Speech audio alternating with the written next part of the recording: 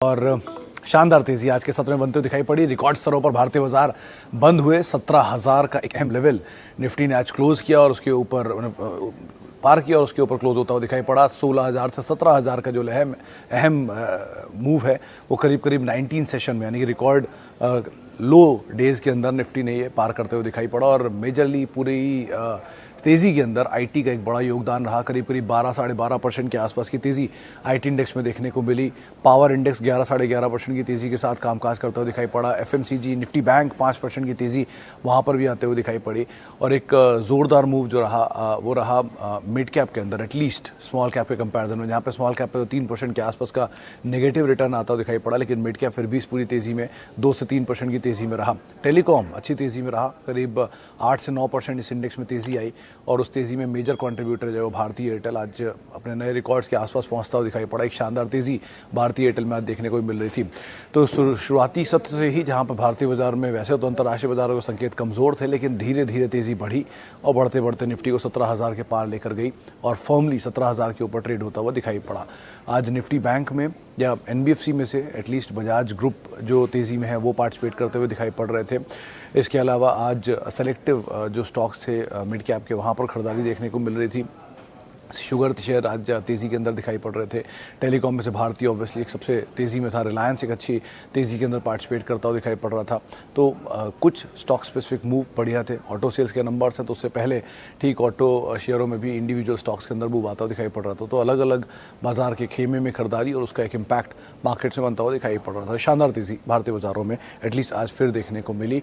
लेकिन अभी भी आज भी जो मार्केट का मूव था उसमें मिड कैप स्मॉल कैप की तरफ से जो पार्टिसिपेशन था उतना ज़्यादा नहीं आता हुआ दिखाई पड़ा जितना बाजार अनुमान लगाकर चल रहा था। इसीलिए अभी भी ऐसे कई मिड कैप स्मॉल कैप हैं जिन्होंने पार्टिसिपेट नहीं किया और 20-30% अपने पिछले एक महीने के दौरान गिरते हुए दिखाई पड़े। चलिए अब आगे बढ़ते हैं और सवाल जवाब का सिलसिला शुरू करते हैं। बातचीत कर लेते हैं कुछ दर्शकों से भी। सबसे पहला सवाल टाइम टेक्नो पे है। जोशी साहब का सवाल है। जोशी साहब कुछ देर पहले मयूरेश जोशी ने, जो हमारे जानकार हैं, उन्होंने इसके ऊपर एक बीटीएसटी कॉल दी थी और उनका ये मानना है कि 85-86 रुपये के आसपास शेयर अभी शायद कामकाज कर रहा है और यहाँ से एक अच्छे अपसाइड स्टॉक में खुलते हुए दिखाई पड़ सकते हैं। नंबर्स बेटर हैं, रेशियोज़ बेटर है, जिसके आधार पर उन्होंने इसमें बीटीएसटी करके चलने की राय दी है। तो आप अगर मीडियम टर्म देख रहे हैं तो मयूरेश की राय को आप रेफ़र कर सकते हैं और एक समय अगर आप देख रहे हैं तो अकॉर्डिंगली नंबर्स के अकॉर्डिंग आप यहाँ पर काम कर सकते हैं। चलिए अच्छा आगे बढ़ते हैं और मंगलम सीमेंट हैप्पीएस्ट माइंड। चौधरी साहब, मंगलम सीमेंट के केस में तो आप स्विच कर जाएं, मतलब अगर तेज़ी मिले आपको, अगर आपको लॉस नहीं है, प्रॉफिट है, आपका लॉस कवर हो रहा है तो आप स्विच कर जाएं। छोटे में जाना चाहते हैं तो एक नाम भूल रहा हूँ सीमेंट कंपनी का, बड़े में तो जेके सीमेंट ऑल टाइम फेवरेट है, आप उस पर जा सकते हैं, कोई इशू नहीं है। अच्छी कंपनी आज भी तेज़ी में थी, 2.5 के आसपास बंद हुई। दिग्विजय सीमेंट, श्री दिग्विजय सीमेंट छोटी सीमेंट कंपनी में इसके 2-3 क्वार्टर से नंबर अच्छे आ रहे हैं, आप उसको एक बार को देख सकते हैं। हैप्पीएस्ट माइंड के अंदर आप बने रहिए, कोई चेंज करने की ज़रूरत नहीं है। नीचे अभी खरीदारी के मिले आपको तो आप इसमें और फर्दर पोजीशन को अपनी ऐड कर सकते हैं। अच्छा जी आगे बढ़ते हैं। SRF bonus announce. हाँ संजीव जी, एसआरएफ का बोनस अनाउंस हो गया है। एक शेयर के ऊपर 4 शेयर, यानी अगर आपके पास एक शेयर है तो आपको 4 बोनस शेयर मिलेंगे। ये एसआरएफ ने आज अपने बोनस में डिक्लेयर किया है।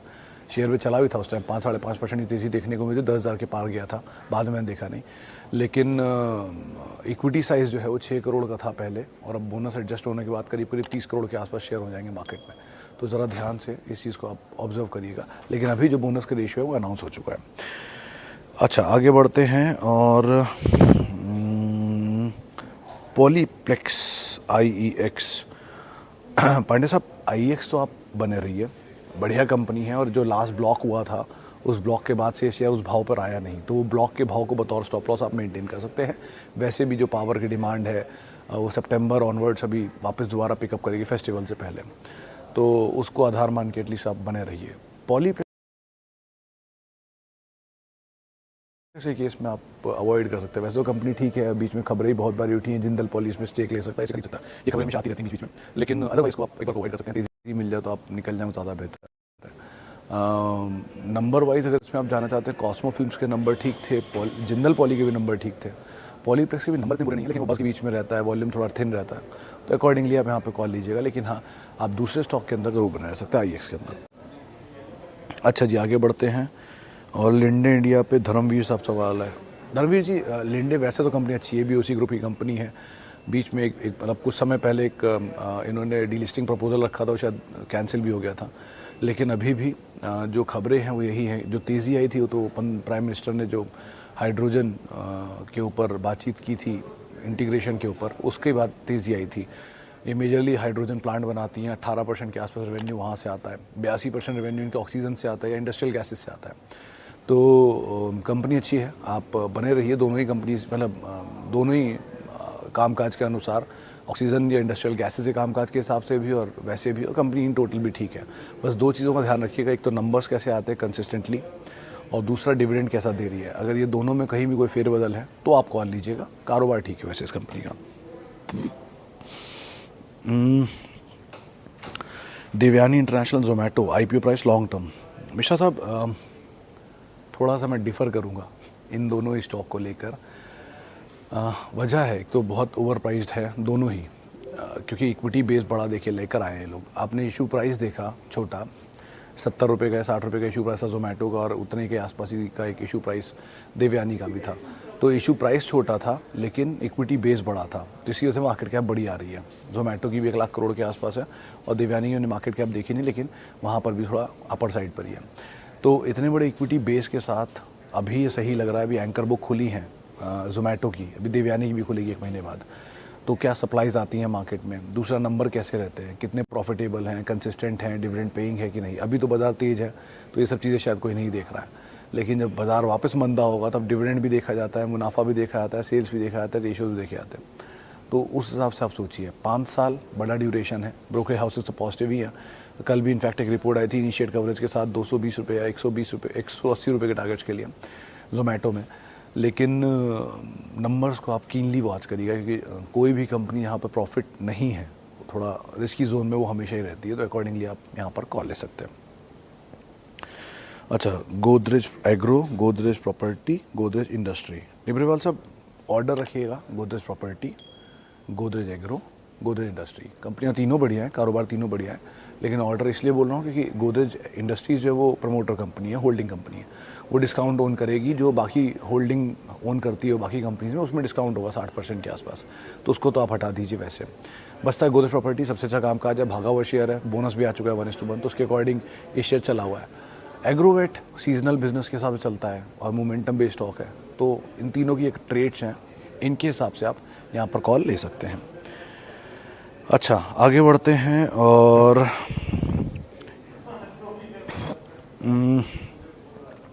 लक्ष्मी ऑर्गेनिक का आईपीओ अलॉटमेंट है, लॉन्ग टर्म क्या करें? कार ट्रेड आईपीओ अलॉटमेंट है, क्या किया जाए?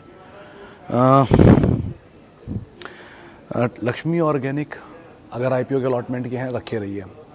नीचे अगर आपके आईपीओ के अलॉटमेंट के आसपास कहीं आए, जिसके चांसेस बहुत कम हैं, तो भी आप इसको और ऐड करिएगा।